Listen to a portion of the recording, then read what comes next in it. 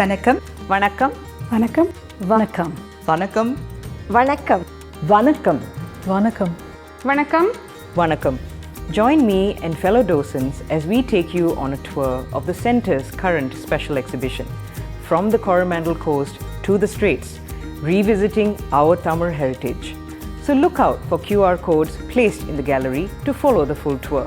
I hope you enjoy your visit to this exhibition. Let me begin by introducing the community featured in this exhibition.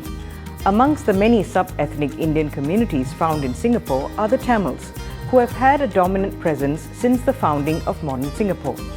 Tamils in Singapore trace their origins to different parts of the Coromandel Coast in southeastern India, largely present-day Tamil Nadu as well as Jaffna in northern Sri Lanka. The Coromandel was a region famed around the world for its trade textiles and goods from ancient times. Coromandel is the European derivative of the term Cholamandalam, literally meaning the realm of the Cholas, or the land successfully conquered by the Cholas.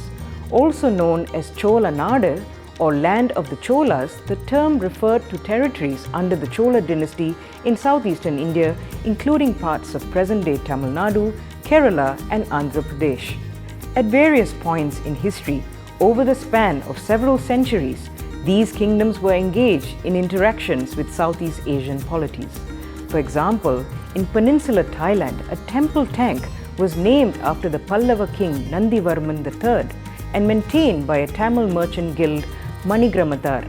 The Tamils of the Coromandel region also professed diverse faiths, echoes of which can be found in Southeast Asia. For instance, Jainism and Buddhism were coexistent with Hindu practices during the Sangam period. Kanchipuram was a famous Buddhist center by the 5th century CE. The Chinese Buddhist pilgrim Xuanzang visited the court of Narasimha Pallava in the 7th century CE and noted that there were 100 Buddhist monasteries and over 10,000 monks. From the 7th century CE onwards, a devotional movement revived the Hindu sects of Shiva and Vishnu, as well as the worship of the mother goddess or Shakti.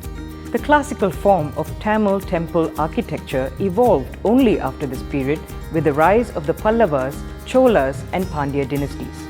Epitomizing devotional art created during the era of the Cholas is this bronze image of Nataraja. Such bronze images were produced using the lost wax process in the district of Tanjavur, the capital of the Chola kings. In Singapore, we often see the Nataraja as the lord of the dance at the temples, at altars during dance performances, and is the emblem of many Bharatanatyam dance schools, the foremost classical dance taught here. In dance, Nataraja is often the Nayaka, the character the dancer addresses or engages through gestures and stories. At CERN, the European Centre for Research for Particle Physics, in Geneva, Switzerland, a 2-meter height bronze Nataraja was installed in 2004, and it stands as a metaphor evoking of the movement of an atom, also in a continuous cosmic dance. This symbolism represents the unification of ancient mythology, religious art with modern physics. In addition to Hindu bronzes, Buddhist bronzes were also produced in significant numbers during the Chola era. Come, let us view a Buddhist bronze made in the Nagapattinam region.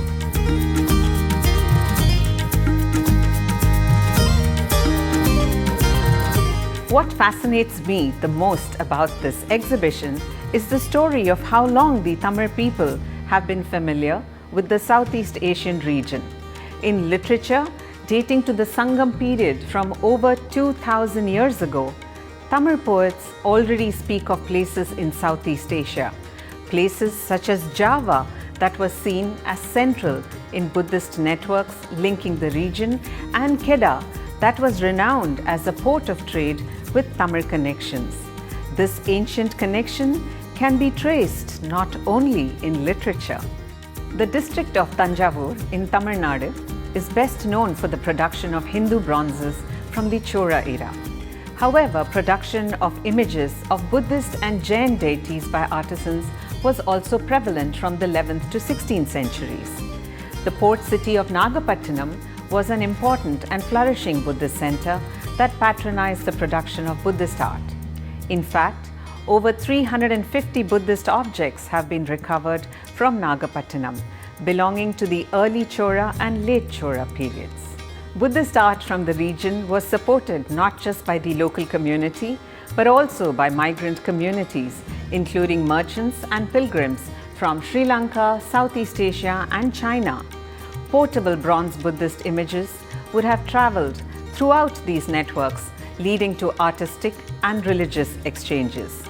This is a characteristic Nagapattinam figure of Buddha dating to the 13th century Common Era.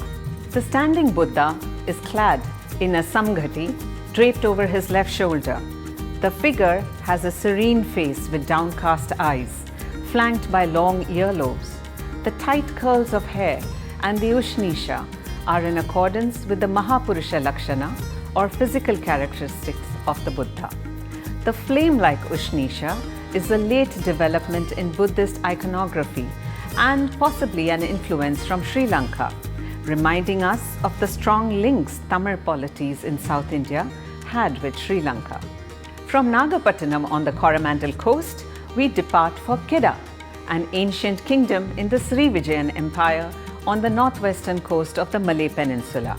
In fact, the king of Kedah in the early 11th century sponsored the construction of a Buddhist vihara or monastery in Nagapattinam, which was maintained with funds allocated by the Chora king Nataraja I. Furthermore, in 1025 CE, Rajendra Chora I attacked and defeated the king of Kadaram, as Kedah was known, earning him the title Kadaram Kondan, or the conqueror of Kadaram.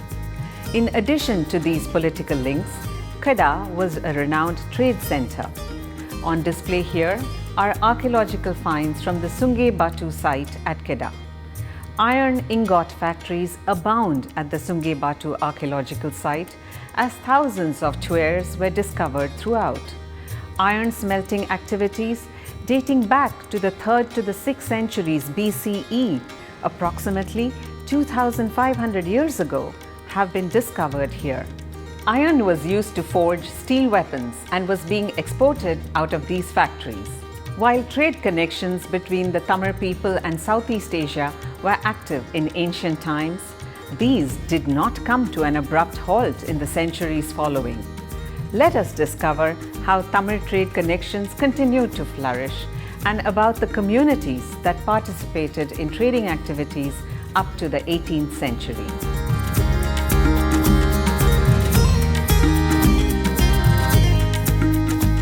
Let me take you back in time to when Tamil traders were plying the waters to travel to Southeast Asia. Mercantile activity between the Tamil country and Southeast Asia was well in place long before the arrival of European companies in the region. For instance, Sultan Mansur Shah of Malacca, who reigned during the mid-15th century, sent emissaries to the Vijayanagara Empire in the 15th century to strengthen commercial ties, and the ships of the Sultan of Malacca sailed to Pulicat regularly. Tamil traders such as the Marakkayas, the Mudalias, and the Chettis were held in high esteem in the courts of Southeast Asian kingdoms and were made Shabandar, harbour master, Bendahara, official, and Saudagar Raja, king's merchant. They hail from port towns such as Pulicat, Mylapore, Kunimedu, Kadalur, Parangipatai, Nago, and Nagapattinam, and exported rice and textiles from the Coromandel in exchange for gold, copper, and tin, spices like nutmegs and cloves, and Chinese raw silk. I was fascinated to discover the tale of Naina Chetty, a native of Pulicat, who was a leading textile trader in 16th century Malacca and was appointed Shabandar by the Portuguese. The 16th century Portuguese traveller Tome Pires, in his Suma Oriental or Eastern account, a copy of which is on display here, mentions Naina Suryadeva, a well-known merchant who was engaged in trade from Malacca to the Moluccas. The Sultan of Banten appointed a Chetty merchant from Mylapore as Lakshmana, supreme commander of the navy, in his court. In the early 17th century, the Sultan of Pasai appointed Nainar Kuniappan, a Hindu merchant from Kunimedu, as Shahbandar. In the second half of the 18th century, the southern Coromandel coast emerged as the predominant center for superior painted cotton cloths made for export. A major part of this trade was to neighboring Sri Lanka. Many of the painted and printed cloths made for the Sri Lankan market were similar in design to those made for Indonesian and Malay markets. This is a rare example of such cloths made for the Sri Lankan market. The cut edges at either end of this cloth suggest it was produced as one of many with a repeating pattern. The tumpal, or serrated projections, in the border are characteristic of cloths produced in Nagapattinam and Santom for the Malay markets. This cloth probably served as a tupotia, or a long skirt, in Sri Lanka, often secured with a sash or a belt similar to the Southeast Asian sarong. With the arrival of Portuguese, Dutch and British commercial interests in the Bay of Bengal trading network, the influence of these Tamil trading communities eventually declined by the 19th century. Having heard about trading connections with the Southeast Asian region, you must be curious to find out about Singapore's Tamil connections too? Do join my fellow docent to discover these stories.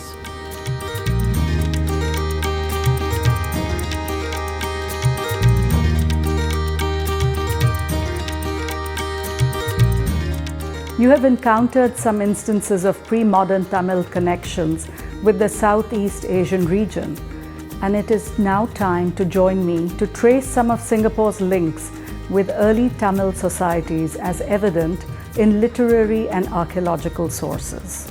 The Sejarah Melayu is perhaps the earliest literary work in the region to cite the term kiling or kling in the context of Singapore, while referring to a famous kingdom that had established commercial, political, and marital alliances with the Malay archipelago. As a region, Kling denoted not just Kalinga, but the southeastern Coromandel coast. Also known as Sulalat al-Salatin, Genealogy of Kings, it is a legitimacy text giving the antecedents of the Malay kings of Singapura and the Malacca Sultanate.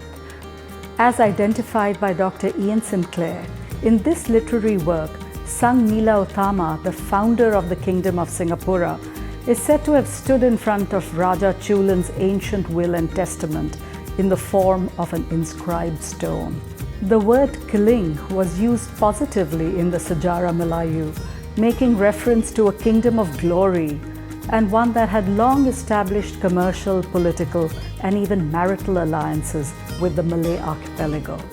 It must also be remembered that the Chola king Parakesari Varman Rajendra Chola I's invasion of Kedah took place in the year immediately succeeding his conquest of Kalinga and Bengal. Kalinga was an important port, and it was with the strength of Kalinga's fleet that he acquired success in Kedah. The Cholas inspired the tales of Raja Chulan enshrined in the Sejarah Melayu. Raja Chulan, identified with Rajendra Chola I, is linked to the Singapore stone in the Sejarah Melayu. It provides the story of the creation and installation of the Singapore stone. It also mentions the stone in conjunction with the champion Badang, who had achieved fame after his defeat of a Kling rival. The Sejarah Melayu also traces the lineage of the kings of Singapura to Raja Chulan. Dr. Suresh Kumar Muthukumaran has suggested that this could possibly be a record of a matrimonial alliance between a Sumatran dynasty and the Cholas in the 11th century CE. These pages of the Sejarah Melayu mention the marriage of Raja Kechil Besar or Paduka Sri Vikrama Veera, the eldest son of Sang Nila Uttama and the second Raja of Singapura, who reigned from 1347 to 1362, to the Tamil princess Nila Panchadi, who is said to be from Vijayanagara and the daughter of Jambuga Rama Mudaliyar. Another artifact that links Singapore to South India is this rider on the horse figurine.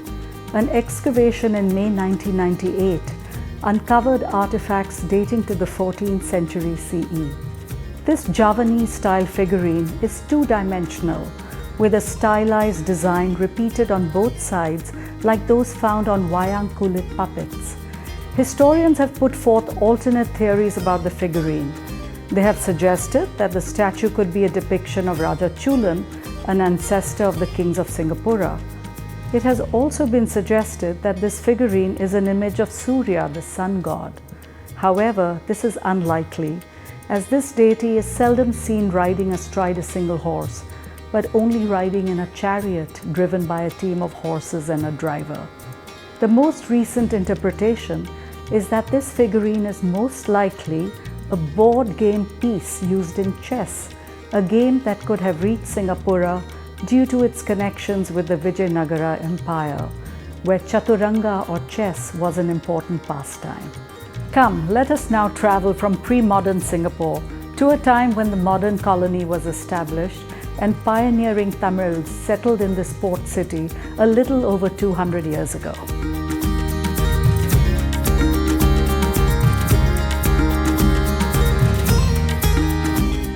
Tamils have settled in Singapore since its establishment as a British trading post by Sir Stamford Raffles in 1819. However, in the Straits, the ethnonym Tamil was only used in the late 19th century, while Kling and Chulia were demonyms that had long been used to refer to Tamils in the region. The term Chulia referred to Tamil Muslim merchants from the Cholamandalam region. By the second half of the 19th century, the term Kling had acquired a derogatory status because it came to be associated with coolies. The phrase natives of the Coromandel coast was also often used in early Straits settlement records when referring to Tamils. Tamils in the 19th century Singapore were engaged in diverse occupations such as merchants and private finance and labour who built much of Singapore's public buildings and infrastructure. They also formed part of the militia, surveyors, police and other colonial personnel. However, the stories of many 19th century Tamils have remained obscure and neglected. By reviewing colonial records and tracing the genealogy of some of the oldest Singaporean Tamil families, Part 2 of this exhibition presents the little-known stories of early Tamils in Singapore. The early Indian mercantile community in Singapore was diverse in ethnicity and religious affiliations, and Tamils were influential merchants, traders, shopkeepers and small vendors. The Chulias were among the earliest Indians to settle permanently in Singapore, and by the 19th century had become one of the most influential sections of the Tamil community as leading operators of lighter and harbour boats, as well as shopkeepers and labourers. As early as 1827, Tamil Muslim migrants led by Ansur Sahib were given land for the construction of a mosque along South Beach Road, while Muhammad and Hajar Moiddin constructed the shrine Nagur Dargah between 1828 and 1830. Between 1823 and 1826, Sir Stamford Raffles introduced regulations to select and appoint hitmen based on their respective communities' customs and social practices to deal with disputes. In 1822, William Walker, the resident of Singapore, nominated Sangrachiti, a Hindu native of Malacca, as the overall hitman for the Indian community, and Narayana Pillai and Mayapuri or Vayapuri as the hitmen for the Coromandel coast natives. In addition, Muhammad Labai, Fakir Tindal and Ibrahim Muttu were nominated as hitmen for labour, while Muhammad Hussain, Ismail Labai and Sheikh Muhammad were nominated to represent the Tamil Muslim community.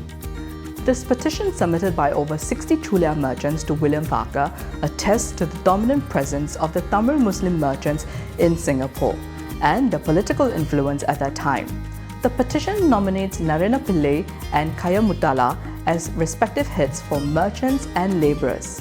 I was fascinated to discover the names of so many early Tamils in Singapore in the 19th century, as growing up I had only learned the story of Narayana Pillai. This reminds me that in revisiting the past, we have a unique opportunity to fill gaps in our knowledge and to review history written from colonial perspectives. I love that this exhibition highlights some of the lesser-known aspects of Tamils in Singapore and helps me understand my own heritage in new light. Join me and fellow docents as we bring to you stories of early Tamil pioneers in 19th century Singapore, as well as contemporary artworks that contemplate on the legacy of Tamils in Southeast Asia and Singapore.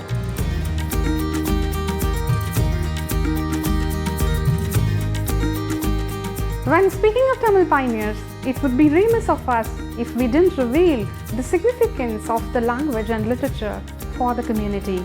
In fact, 19th century literature attests to the diversity of early Indian residents in the Straits region.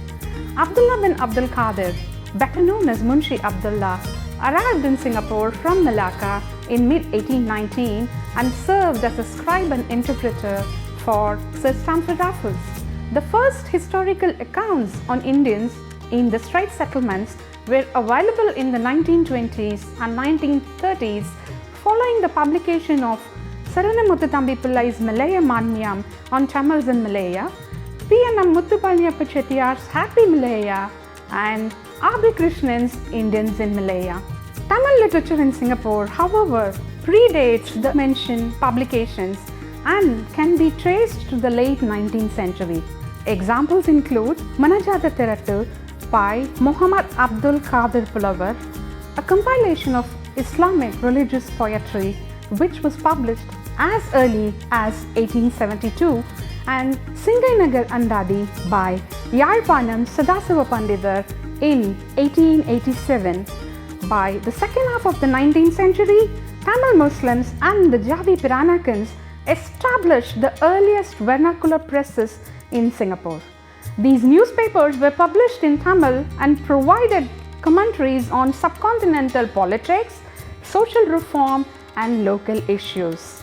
In 1873, C.K. Makdum Sahib established Dinodaya Press, which published Singai Vartamani, Singapore's first Tamil newspaper, in 1875. In 1876, the Javi Peranakan Company published Thangai Nason, and in 1887, the Dinodaya Press published Singai Nason. In 1907, N.R. Partha founded and edited the Orient newspaper and its Anglo-Tamil version Vijayan with a view to better understand the island's residents. Other notable Tamil newspapers published during the early 20th century included Tamil Murasu by the Tamil Reforms Association and edited by G. Sarangapani. Muhammad Abdul Qadir Pulavar was one of the most notable Tamil poets in Singapore in the second half of the 19th century and could trace his roots to Nagaur. This anthology of poems, known as Manajada Thirattu, was composed in praise of Muslim saints and the Prophet Muhammad. Among them is a song written in praise of Sikandar Sahib Oli, better known as Sultan Iskandar Shah, who, according to Sejarah Melayu, was the last of the 5 kings to rule Singapore. It is also the oldest Tamil publication in Singapore, dating to 1872. I myself am passionate about Tamil literature, so I was really excited to see this pocket-sized book on display alongside other examples of literature contributed by the Tamils. From literature, allow us to now take you to a story that endorses the idea of Tamil diversity in Singapore.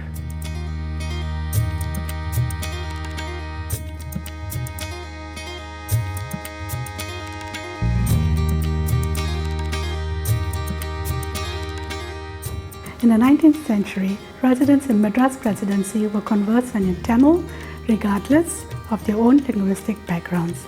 Tamil, Telugu and Malayalam was spoken across the Presidency, and residents were receptive to these diverse influences in culture and tradition. Consequently, migrants who arrived from the Madras Presidency, while predominantly Tamil, included those who were well versed in both Tamil and their own cultural and linguistic practices. One such example was B. Govindasamy Chettiar, my grandfather, who arrived in Singapore at the turn of the century. He was the proprietor of the Indian Labour Company and supplied the harbour board with wharf and dockyard workers.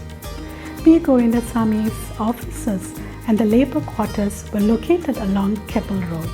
He was well known for distributing free meals at his shed to port workers and to the members of the community, which earned him the moniker Kottai Govindasamy. At Nagapattinam port migrant workers were told to look for Kottai Govindasamy. He could feed them and give them a job. After a short illness, he died on 6 April 1948 at the age of 59, and his funeral attracted attendees from all races. The procession was almost 1.5 kilometers long. The harbour was closed for a day in his honor. He was made Justice of Peace in view of his work with the community and was also a long-time trustee at the Sri Mariamman Temple. Throughout the 1940s, B. Govindasamy Chettiar was involved in the management of the Vadabhadrakaneamman Temple, and after his death, his nephew and son-in-law, Mr. S.L. Perumal, my father, pictured in the portrait here, built the present structure you see today and oversaw all major renovations and temple expansions in the 1970s. His dream was to build a golden temple. Today, I'm humbled to have the opportunity to share my grandfather and father's legacy in Singapore to the visitors of the Indian Heritage Centre. My sister and I have cherished these photographs of my grandfather and the Indian Labour Company over the years, as they represent the wonderful era gone by and some of the traditions of my family has observed during their time in Singapore. Look at these photographs of my mother as a young girl, taken at the time of her puberty ceremony. The sari that she's wearing, which is on display here in this picture, was worn by my grandmother and to this day by all new brides in our family. She and her cousins are all dressed as gods and goddesses, enacting mythological scenes through dioramas. We don't perform such elaborate ceremonies anymore, and these photographs were taken at a family residence in Cantonment Road. B. Govindasamy Chettiar was one among many pioneers who migrated to Singapore at the turn of the century from South India. But there were also Tamil pioneers who migrated from Ceylon or Sri Lanka and made significant contributions here. Let us find out more about them at the next stop.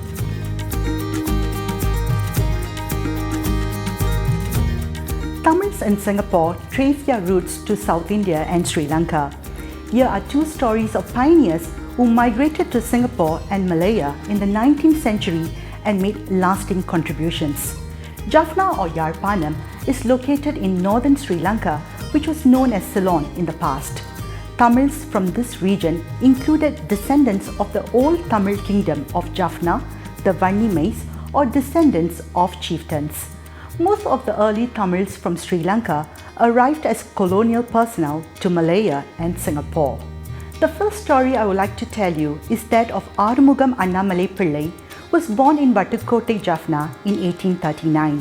He was educated at St. John's College in Yarpanam and later graduated as a surveyor in India in 1868.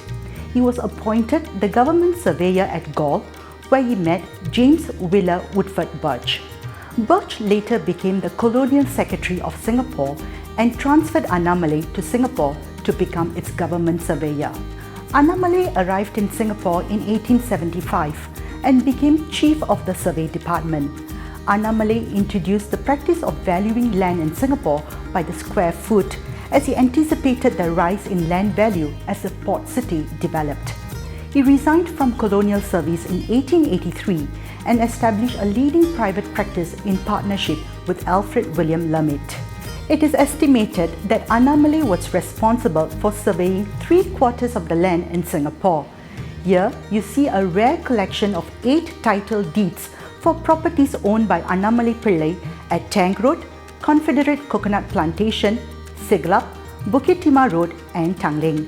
According to these title deeds and historical records, Annamalai also owned estates in Katong and Siglap by 1885. He started buying tracts of land in Tanglin and the Bukit Timah areas, and these surroundings were collectively named after him as Namli Avenue. Annamalai Pillai was also a founding member of Singapore Ceylon Tamil Association. Annamalai Pillai's nephew, Reverend J.A. Subramaniam, married Harriet Navamani Joseph, whose lineage traced back to 13th century Jaffna royalty. Their son, Dr. J.M.G. Subramaniam, was a pioneer in the management and elimination of tuberculosis in Singapore. His son, Paul Subramaniam, has recorded his family tree showing 5 generations of his family in Singapore. Born in Changanai, a market town in Jaffna, Ilayathambi worked as an assistant overseer for the British in Malaya. In this role, Ilayathambi supervised labour who cleared and built roads that connected important towns. Ilayathambi's father, Muthuthambi, and grandfather, Benasi Thambi, had migrated from Jaffna to Malaya in the 1850s. They owned rice fields in Malaya and conducted trade with Jaffna. Ilayathambi subsequently married a relative named Meenachi from Chullipuram, Jaffna. Both Meenachi and Ilayathambi belonged to a community known as Vellalar and hailed from a line of chieftains. Meenachi and Ilayathambi travelled to Malaya in the 1890s by a sailboat, and their descendants eventually settled in Singapore. Meenachi was a skilled culinarian and brought with her cooking implements such as grinding stones, a wooden mortar and pestle, as well as heirloom brass vessels as seen on display here. These were passed through the generations. Benasi Thambi and his descendants have been in Malaya and Singapore for 7 generations. While we have heard about trade and colonial diasporas thus far, the story of mass movement of labour is yet to be explored. That awaits you at the next stop.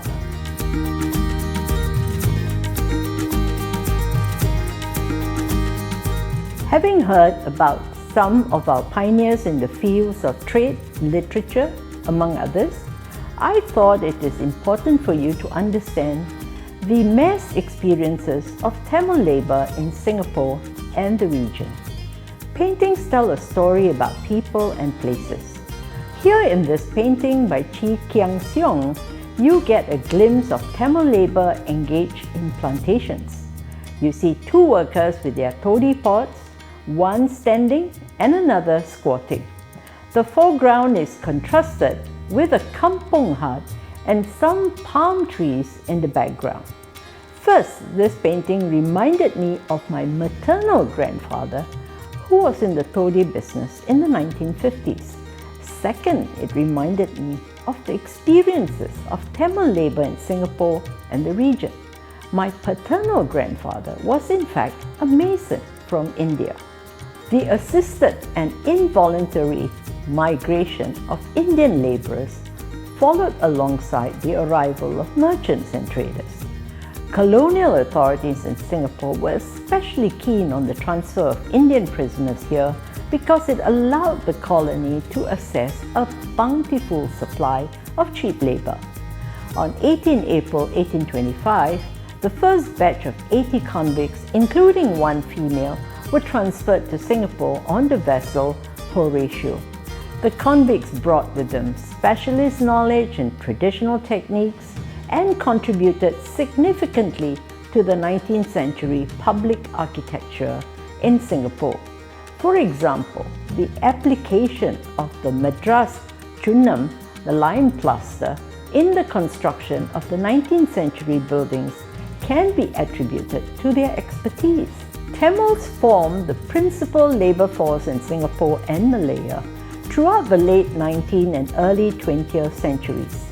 Similar to Malaya, Tamil labour in Singapore were hired through the indenture system until it was abolished in 1910. The Kangani system of recruiting labour, which had been introduced in the late 19th century, continued until 1938, as did the movement of unassisted labour.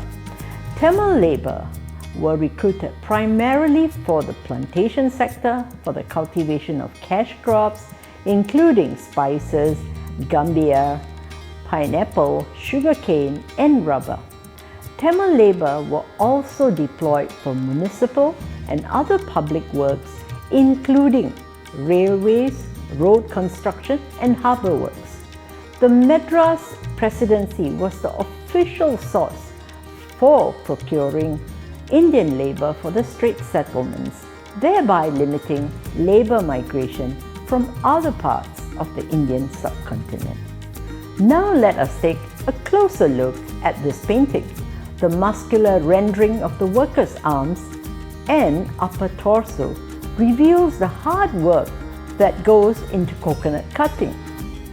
By making these ordinary workers the subject of his painting, the artist offers a straightforward portrayal of rural life and seems to monumentalize his rustic subjects. The artist Chi Kiang Seong is a pioneer of the modern art movement in Singapore. He was born in China's Guangdong province in 1910.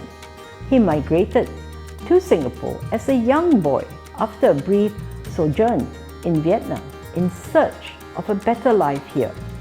His chosen area of expertise was portraiture in oil and pastels, and he eventually operated a studio in Singapore during the World War II period.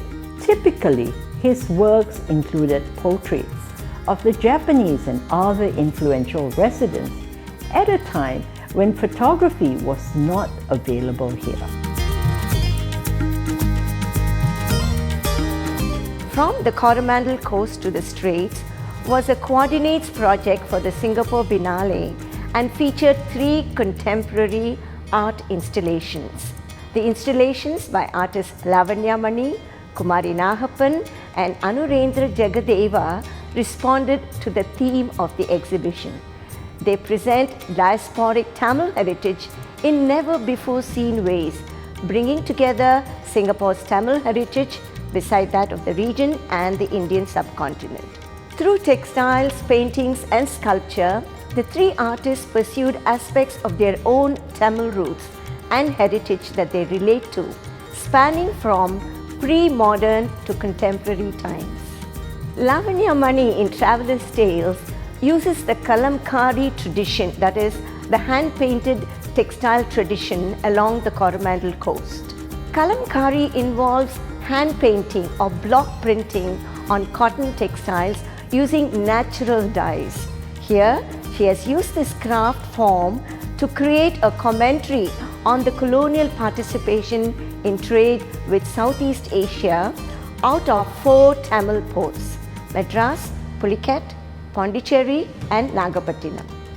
When the Portuguese captured Malacca in 1511, Tommy Pires, the Portuguese chronicler, estimated that the annual value of Malacca's textile trade was worth around 20 tons of silver. Textile trade played a dominant role in the connections between South and Southeast Asia. These Indian trade textiles comprised primarily of painted and block printed textiles from the Coromandel coast and woven cloths or ikats from Gujarat. Known collectively as chins, these Coromandel textiles were embellished with ancient drawing and printing techniques like kalamkari and block printing. In Traveller's Tales, Lavanya Mani recreates the magic of the coveted Indian trade textiles and fabricates her own visual narrative. This shows the colonial interest in and acquisition of trade commodities and trading ports along the Coromandel coast. Through her installation, she suggests that early travelers to the east were crucial in the dissemination of information about new and unknown lands. In this installation, Lavanya tells the story of 4 port towns along the Tamil coast: Palaverkadu or Pulicat, Chennai or Madras, Pondicherry or Puducherry, and Nagapattinam. Their famed merchandise are presented in this installation to represent Portuguese, Dutch, French and British interventions in these trade networks. From the entrance of the museum, if we were to step outside, you will see Kumari Nahappan's installation entitled Masala, which brings together the hero spices, clove, nutmeg and chili in bronze iterations juxtaposed with the living spice garden to evoke the crucial role of spices in Tamil trade with Southeast Asia. The word masala, used widely among Indian communities, relates to a blend of spices. Uniquely composed, be it for use in traditional or modern cuisine, they represent an endless possibility of flavors. In masala, Kumari creates a spice garden to celebrate the historical importance of spice in the trade networks between the Tamil coast and Southeast Asia, as well as the centrality of spice in Tamil cuisine. In masala, Kumari features 3 key spices in Tamil cuisine: milagai, chili, krambu, clove, and jadikai, nutmeg. She further juxtaposes her bronzes of spices made of edible and dried parts of plants with fresh green patches of herbs to concoct a masala of the natural and artistic elements which continue to inspire and inform her practice. Wasn't that a lovely note to end our tour on? It is now a perfect time for you to step outdoors and discover the wonderful aspects of our Tamil heritage, from cuisine to fashion, from religion to culture, evident in our own neighborhood of Little India. We hope you've enjoyed the journey looking at Tamil diasporic experiences in Southeast Asia and Singapore. We look forward to seeing you at the center again.